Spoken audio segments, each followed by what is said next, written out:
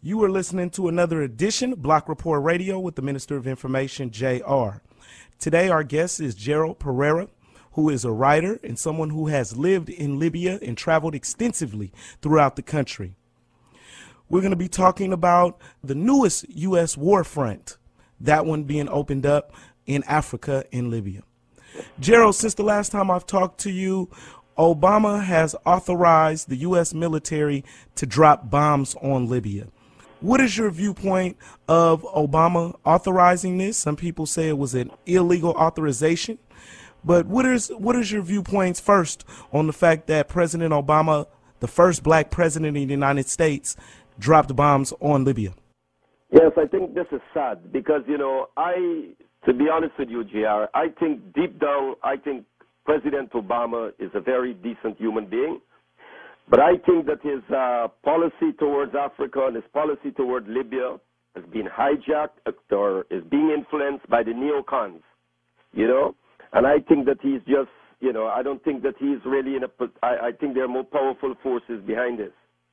If anybody understands the nature of the system in the United States, I think this is crystal clear that I think the president has become a prisoner of very powerful forces that people, an invisible government, and who are not elected by the people, and regardless of whether Democrats or Republicans are in, these are the people who shape foreign policy. And I think the president, again I said it, I think he's a very decent person, but I think he's, I'm not into the bashing of President Obama. I know there's a lot of contradictions here, but there's very powerful forces, and I think the neocons are behind this. Well, what do you think about Sarkozy, the president of France, calling really loudly for this campaign, which was led by the United States and France and other Western powers? But what do you think about Sarkozy being as vocal as he has when he had a relationship with the Gaddafi family and also the Libyan people?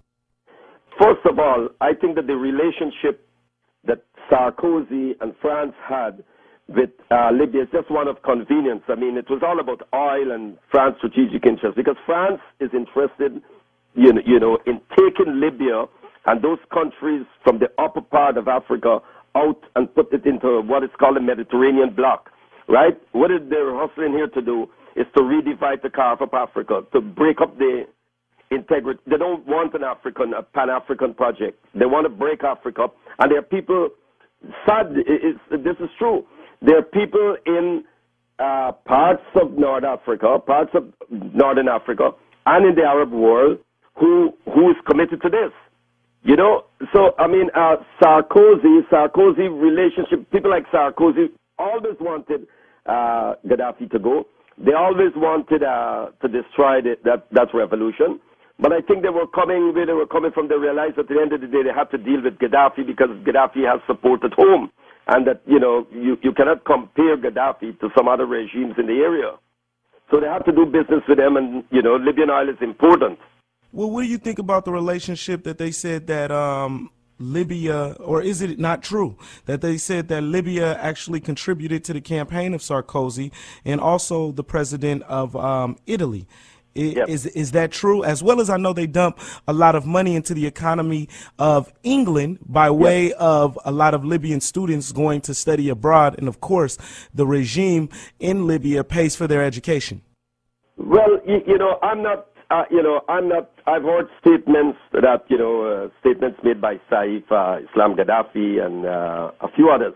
But this is what I do know. I think it was, if I remember, I think Marx once said that capitalists will tend for the rope to execute their mother.